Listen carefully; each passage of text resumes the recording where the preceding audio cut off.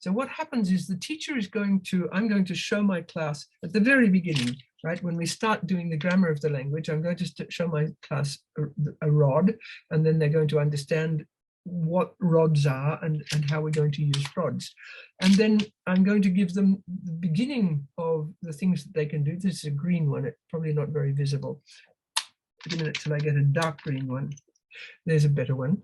And so they're going to be able to, they simply say these things. It is quite surprising how difficult it is for students to say a green rod and a red one, and then a blue rod and a pink one, a white rod and a black one, and then a white rod, a black one, a green one, and a red one. And then we get long strings. So very early, they are saying long sentences. And I'm working not only on making sure that the sentence is correct, but also making sure that their intonation is correct, and that I can tell when they get to the end of the sentence, because they do what we do when we get to the end of a sentence, da-da-da, da-da-da, and a green one. And we know that that's the end of the sentence.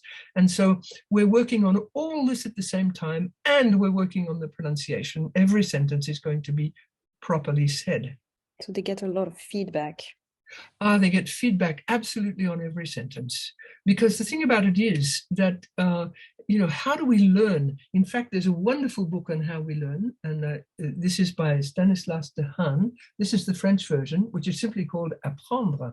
And he tells us in the third part of this, what he calls the pillars of learning. And one of the main pillars of learning is feedback. People need feedback all the time. And the teaching is extremely rigorous.